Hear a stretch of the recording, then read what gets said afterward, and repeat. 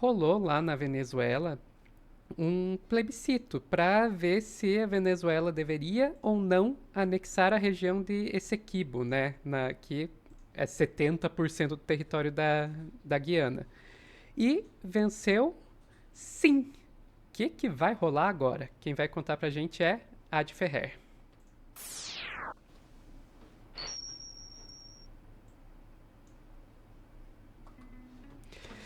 E aí, Ad, o que vai rolar? Doideira, muita loucura.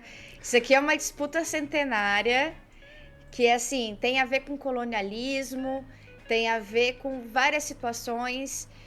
Bom, mas para começar, os eleitores foram às urnas da Venezuela para opinar aí sobre a definição da fronteira com a Guiana. Vou botar aqui um infográfico do pessoal do Poder 360 que explica o tamanho do rolê. A área de Essequibo é 160 mil quilômetros quadrados. A Guiana, como um todo, é 215 mil quilômetros quadrados. A área de Essequibo corresponde a mais do que o tamanho do Ceará. Então, é bastante coisa, tá? É entre É, vai. 74% e 75% do território da Guiana. Sobra uma faixinha ali, né? Pelo que eu tô vendo no mapa, sobra uma faixinha. Sobra uma pincelada de Guiana, mais ou menos isso. Essa área ela está sob o controle da Guiana desde 1966, quando se tornou independente do Reino Unido. Só que teve aí várias questões até chegar aí. Com o sim vencendo, tá? O sim venceu com 96% dos votos. Só que a Caramba! participação eleitoral foi foi bastante coisa. Só que só contou com a participação de 50% do eleitorado. Só que teve uma campanha massiva. Vou botar aqui pra gente ver a Força Aérea da Venezuela fazendo uma grande campanha para o sim.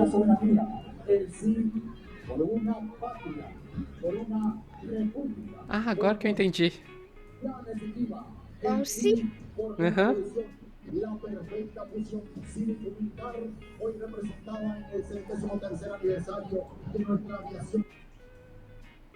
Bom, pois é, agora os próximos passos. Venceu, gente. Venceu 96%. Tá? Não tem mais o que fazer. Os próximos passos é que o Maduro quer sentar com o presidente da Guiana e voltar com o Acordo de Genebra. O que é esse Acordo de Genebra? Exatamente essa confusão de que é esse território de quem não é. Porque tem um laudo do século retrasado, do final do século XIX, que dizia que essa parte era da Guiana. Seria parte, então, do Reino Unido, né? Que era colonizado pelo Reino Unido. Só que um pouco antes da independência da Guiana, em 66, a Venezuela assinou um acordo com o Reino Unido, o Acordo de Genebra, que essa partezinha de Essequibo seria dela. Então é aí que tá a confusão toda, né? Será que vale o que um colonizador fez? Não vale? Se vale, vale 100%, não vale? E aí a coisa começa a ficar um pouco mais difícil de se entender. Mas foram Adi, 5 Adi, perguntas. você está me dizendo que europeus se espalharem pelo mundo e saírem desenhando fronteiras onde não existia dá problema até hoje? É isso que você está me Não, contando? eu não falei nada. Eu falei que supostamente pode dar problema, porque o jurídico já pega. Essa não é a única confusão por causa do Reino Unido que acontece neste momento, né? Família real britânica. Mas, enfim, vamos falar sobre as perguntas que o Nicolás Maduro colocou, né? Não quero tomar um processo aí do príncipe William, mas vamos lá. As 5 perguntas. Você rejeita a fronteira atual? Você apoia o Acordo de Genebra de 66, que é esse acordo que eu expliquei para vocês? Você concorda com a posição da Venezuela de não reconhecer a jurisdição da Corte Internacional de Justiça? Essa pergunta foi porque a Corte Internacional de Justiça, durante a semana, tinha proibido a Venezuela de fazer esse tipo de plebiscito. Sim, ele pode fazer isso, ele existe. Enfim. Você que discorda da Guiana usar uma região marítima sobre o qual não há limites estabelecidos? Por quê? Por que essa pergunta? Porque junto com a região de Essequibo viria uma boa parte ali da área litorânea. Uhum. Nessa parte aí, a ExxonMobil, que é uma empresa petrolífera dos Estados Unidos, descobriu uma grande bacia de petróleo por ali. Então, né, já tá ali, já tá isso bem específico. Bom, você concorda com a criação do Estado Guiana Essequiba e com a criação de um plano de atenção à população desse território que inclua a concessão de cidadania venezuelana, incorporando esse Estado ao mapa do território venezuelano? Esse foi o que venceu por sim, de 96%, tá? Os outros ficaram entre 95% e 98% nas outras perguntas. Bom, enquanto essa questão ainda estava aberta, enquanto as urnas ainda estavam abertas e a gente ainda não sabia qual ia ser o resultado, apesar da gente já ter um vislumbre do que aconteceria, o Lula falou um pouco sobre isso e ele se mostrou um pouquinho irritado com essa situação. Vou botar aqui pra gente ver. Provavelmente o referendo vai dar o que o Maduro quer, porque um chamamento ao povo para aumentar aquilo que ele entende que seja o território dele. Então vamos ver o que vai dar. Eu acho que só tem uma coisa que o mundo não está precisando. Só tem uma coisa que a América do Sul não está precisando agora, é de confusão. Se tem uma coisa que nós precisamos para crescer e para melhorar a vida do nosso povo, é a gente baixar o facho, trabalhar com muita disposição de melhorar a vida do povo e não ficar pensando em briga, não ficar inventando história. Então eu espero que o bom senso prevaleça do lado da Venezuela e do lado da Colômbia e do lado da Guiana. Provavelmente o referendo vai dar. Baixa o facho, pelo amor de Deus, ele tá praticamente dizendo isso, até porque, né, tem a questão da Ucrânia, tem questões ali no Oriente Médio e o próprio presidente Lula tem tentado intermediar esses conflitos, não tem conseguido ser ouvido, então eu acho que ali é muito mais um desespero nesse sentido também.